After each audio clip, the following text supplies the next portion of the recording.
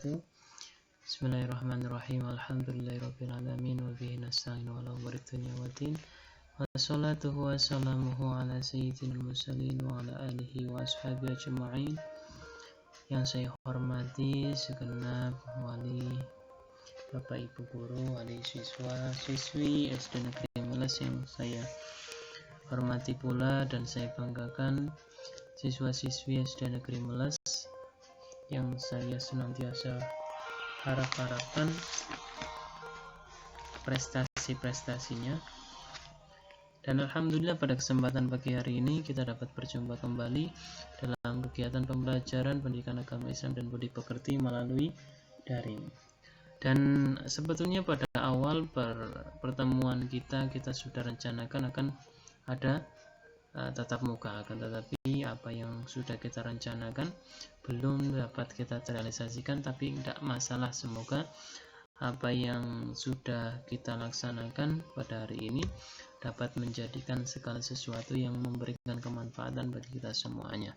Dan untuk pelajaran kelas 5 pada semester yang pertama, kita akan memahami tentang makna Quran surat At-Tin dengan benar. Sebetulnya ada dua surat yang nanti kita di dalam semester 1 dan 2 itu kita pelajari pada kelas yang kelima, tetapi pada fokus yang pertama kita akan mempelajari tentang Quran surat At-Tin, agar supaya tidak terlalu banyak materi yang dipelajari, maka sehingga step by step kita pelajari satu per satu.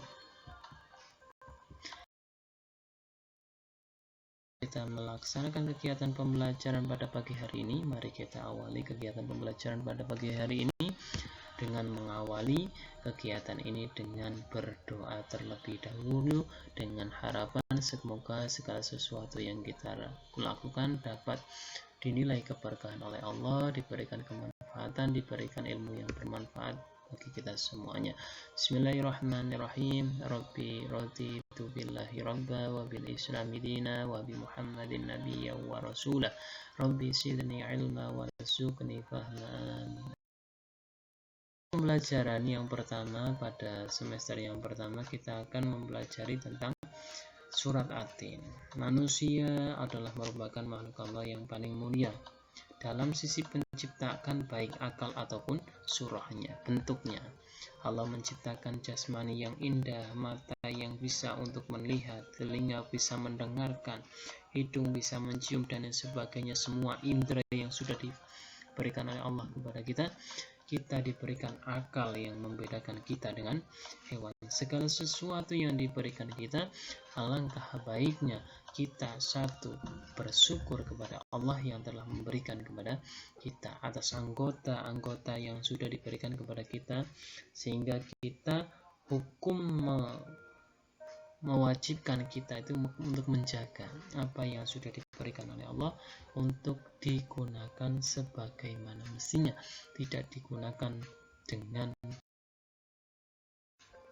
Untuk isi materi pembelajaran pada kali ini surat At-Tin, kita itu bisa, harusnya siswa diharapkan dapat membaca surat At-Tin, menghafalkan surat At-Tin, menulis surat At-Tin, dan makna kandungan surat At-Tin dapat di.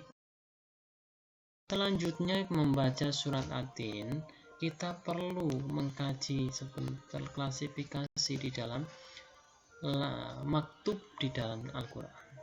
Dan surat At-Tin itu merupakan surat yang diturunkan setelah hijrahnya Nabi ke Madinah, sehingga surat At-Tin ini tergolong surat Makkiyah, gitu, atau wahyu yang diturunkan setelah Nabi Muhammad hijrah ke Madinah.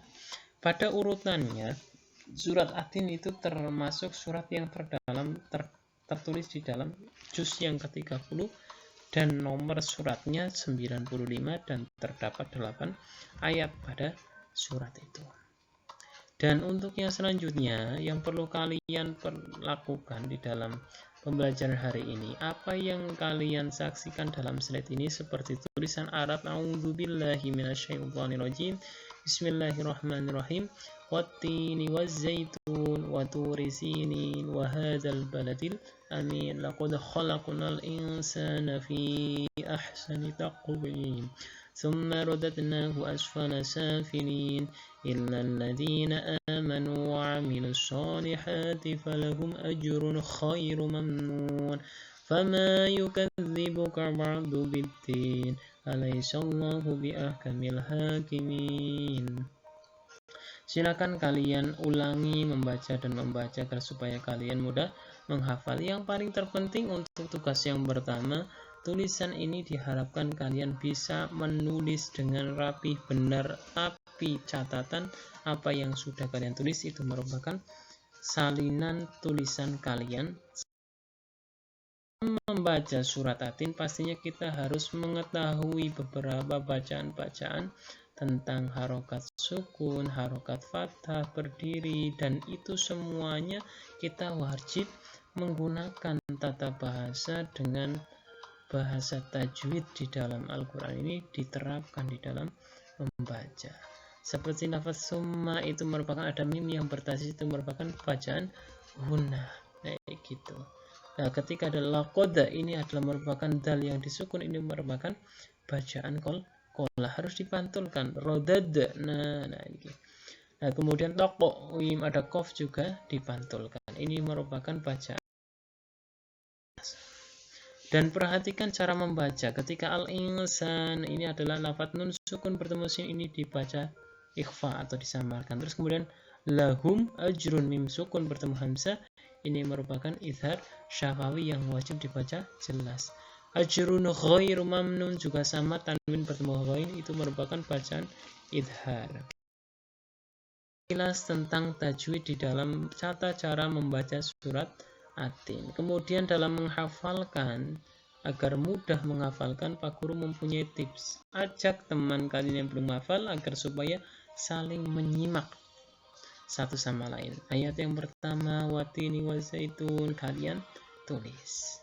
Kemudian kamu baca berulang-ulang sampai kalian hafalkan. Kayak gitu.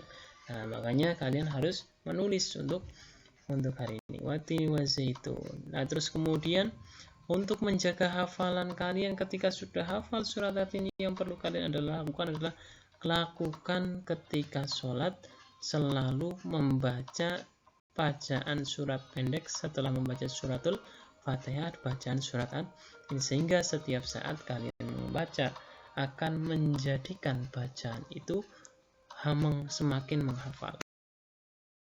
Semakin kalian hafal dan semakin kalian bagusi. Amati setiap surat Atin, cermati. Nah, terus kemudian jangan terlalu terburu-buru dan jangan mudah bosan untuk menghafalkan suatu surat yang kita hafalkan.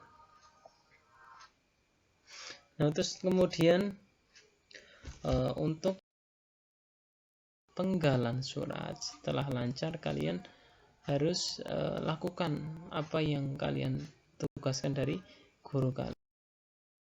Kemudian makna kandungan surat Atin, bahwasanya surat yang pertama dan kedua, ketiga itu merupakan bentuk sumpah Allah Subhanahu wa taala. Watini wa zaitun, bentuk sumpah kepada buah tin dan buah zaitun. Nah, terus kemudian kita juga dijelaskan bahwasanya sumpah Allah yang menggambarkan nama Gunung Sinai, yaitu gunung di mana Nabi Musa mendapatkan wahyu kitab Taurat. Kemudian ketiga, kemudian Allah bersumpah atas tempat kemulia yang pernah dilahirkan di situ, yaitu berupa sosok Nabi yang paling akhir dan paling dimuliakan oleh Allah, yaitu Nabi Muhammad, dan terdapat tempat di mana Ka'bah, Baitullah. Keempat nama yang digunakan dalam sumpah ini banyak. Ada buah tin, buah zaitun, Gunung Sinai, kota Mekah. Ini merupakan nama-nama yang sudah dikenal masyarakat Arab. Hal ini untuk memberikan penegasan kepada kaum Quraisy bahwa mereka sedang diingatkan oleh Allah Subhanahu wa taala. Yang keempat, bahwasanya manusia itu diciptakan secara sempurna dan hal-hal apapun oleh Allah, bentuk tubuh dan sebagainya secara tapi dijelaskan pada ayat yang kelima, peringatan Allah bahwasanya manusia diberikan sesuatu mulia tapi bisa saja akan jatuh terhadap sesuatu yang rendah, yaitu karena manusia tidak menyadari kesempurnaan sebagai makhluk, akan mudah dipengaruhi oleh hawa nafsu yang menyebabkan perbuat jahat. Dan kelima, tapi ada sesuatu solusi yang diberikan oleh Allah Subhanahu wa taala, bahwasannya manusia itu akan dikecualikan hal-hal yang di situ kecuali mereka yang beriman mengerjakan kebaikan. Dia itu tidak diturunkan pada sesuatu derajat yang paling rendah. Dan ayat ke-7, orang-orang yang tidak mau beriman dan mengerjakan kebaikan, mengapa mereka tidak mempercayai hari pembalasan, padahal Allah sudah buktinya.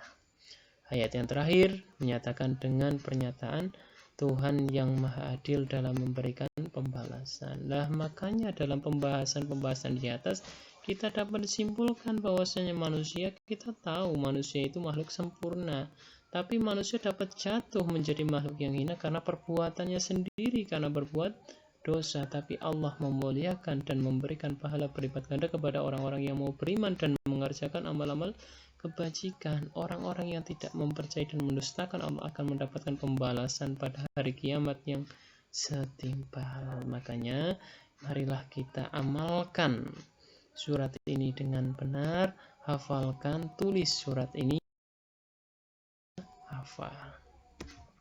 Dan terima kasih atas waktu kalian yang sudah mengikuti pembelajaran hari ini. Semoga dapat menghasilkan ilmu yang bermanfaat bagi kita semuanya, khususnya untuk kelas 5 yang nantinya akan mengikuti AKM ya.